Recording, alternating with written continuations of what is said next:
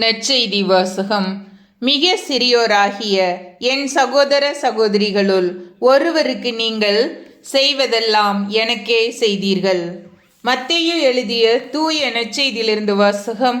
அதிகாரம் 25, இறை வசனங்கள் 31 முதல் 46.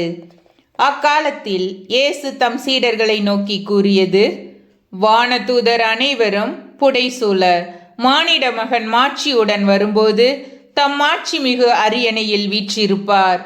எல்லா மக்களினத்தாரும் அவர் முன்னிலையில் ஒன்று கூட்டப்படுவர். ஆயர் செம்மறியாடுகளையும் வெள்ளாடுகளையும் வெவ்வேறாக பிரிப்பது போல் அவர் அவர்களை பிரிப்பார்.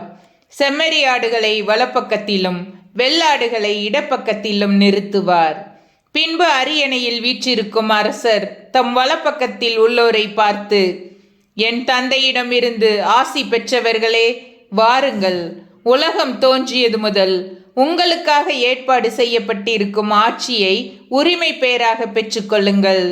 ஏனெனில் நான் பசியாயிருந்தேன், நீங்கள் உணவு கொடுத்தீர்கள்.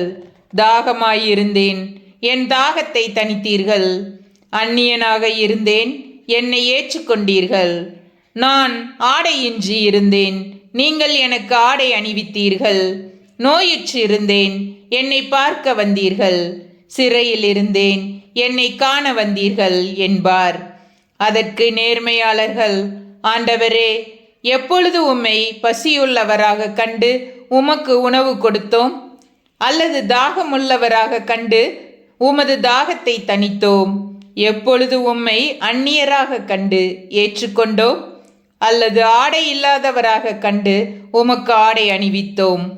எப்பொழுது நோயுற்றவராக அல்லது சிறையில் இருக்க கண்டு உம்மை பார்க்க வந்தோம் என கேட்பார்கள்.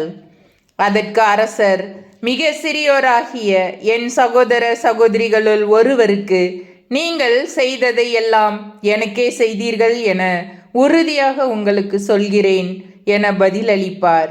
பின்பு இடப்பக்கத்தில் உள்ளோரை பார்த்து, சபிக்கப்பட்டவர்களே, என்னிடமிருந்து அகன்று போங்கள். அலகைக்கும் அதன் தூதருக்கும் ஏற்பாடு செய்யப்பட்டிருக்கின்ற என்றும் அணையாத நெருப்புக்குள் செல்லுங்கள். ஏனெனில் நான் பசியாயிருந்தேன், நீங்கள் எனக்கு உணவு கொடுக்கவில்லை. தாகமாயிருந்தேன், என் தாகத்தை தணிக்கவில்லை. நான் அந்நியனாயிருந்தேன், நீங்கள் என்னை ஏற்றுக்கொள்ளவில்லை. ஆடையின்றி இருந்தேன், நீங்கள் எனக்கு ஆடை அளிக்கவில்லை. நோயுற்று இருந்தேன், சிறையில் இருந்தேன், என்னை பார்க்க வரவில்லை என்பார். அதற்கு அவர்கள், ஆண்டவரே, எப்பொழுது நீர் பசியாகவோ தாகமாகவோ அந்நியராகவோ ஆடையின்றியோ நோயுற்றோ சிறையிலோ இருக்க கண்டு உமக்கு தொண்டு செய்யாதிருந்தோம் என கேட்பார்கள். அப்பொழுது அவர், மிக சிறியோராகிய இவர்களுள் ஒருவருக்கு நீங்கள் எதையெல்லாம் செய்யவில்லையோ அதை எனக்கும் செய்யவில்லை என உறுதியாக உங்களுக்கு சொல்கிறேன் என பதிலளிப்பார். இவர்கள் முடிவில்லா தண்டனை அடையவும் நேர்மையாளர்கள் நிலைவாழ்வு பெறவும் செல்வார்கள். ஆண்டவரின் அருள்வாக்கு. கிறிஸ்துவே உமக்கு புகழ்.